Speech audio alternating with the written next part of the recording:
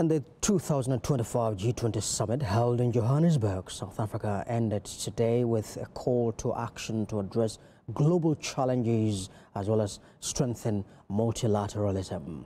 South African President Cyril Ramaphosa commended G20 leaders for adopting the Leaders' Declaration, which seeks to address multiple of global issues touching on peace and security, hunger and climate change. We'll have more in the following report.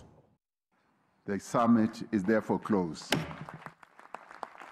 With a stroke of a gavel, the 2025 G20 Leaders Summit in Johannesburg, South Africa came to a close, a historic gathering given that this was the first time the meeting was held in Africa. It's been seen as a success story given the number of key leaders of leading global economies and major international organizations who attended.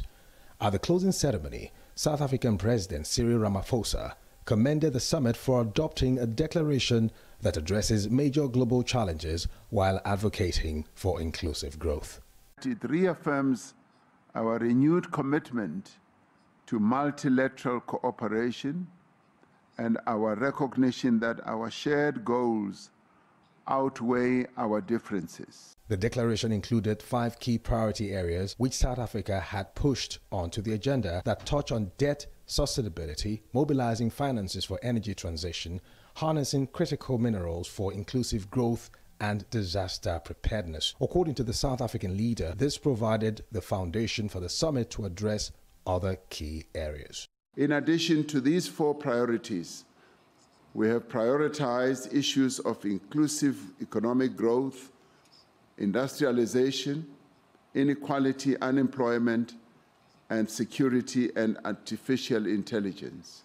An expert says the summit gave the African continent and low-income countries a platform to address the many challenges they face. So the essence of this G20 is more about multilateralism.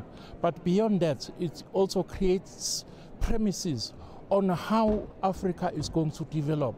Also on the agenda were the various conflicts in Africa and the continent's vital resources. The issue of conflicts in DRC, the issue of conflicts in Sudan, the issue of debt relief for countries in Africa and the global south, but of most important was also the issue of critical resources. The host country was praised for embracing inclusivity this year's G20 Summit.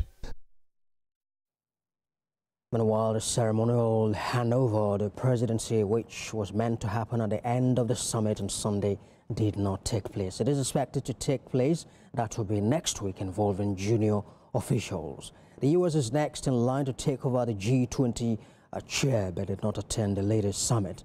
South Africa also declined a proposal for the U.S. Charter Affairs to conduct an observer-level handover ceremony. Of course, the symbolic transfer of the presidency, normally done before the closing, will instead take place later in Pretoria. The White House said it intended in a last-minute decision for an official from its embassy in South Africa to attend the G20 handover, but South Africa refused to that, saying it was an insult for President Ramaphosa to hand over to a junior embassy official.